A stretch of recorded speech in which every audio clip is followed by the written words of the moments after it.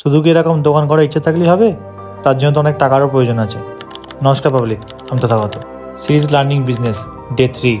দেখো, প্রথমত তোমরা আমাকে এই 6 মাস দেখছো, বাট এর পিছনে অনেক বছরের মেহনত আছে। প্রথম চলচ্চিত্র শুধুমাত্র ডেকোরেশন হতে 6 মাস সময় লেগেছিল, কারণ আমি যেখানে জব করতাম সেখান থেকে প্রতি মাসে স্যালারির টাকা দিয়ে একটু একটু করে ডেকোরেশন করে এই দোকান কমপ্লিট করা। কারণ মানুষের মনের জোরটাই হলো সব।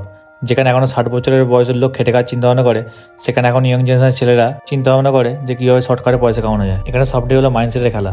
কারণ যে ছেলে কোনোদিনও 50 মিটার দৌড়ায়নি, সেই ছেলে পেছনে যদি বাগে তাড়া করে না, সেও দেখবে 50 কিলোমিটার বেগে ছুটছে।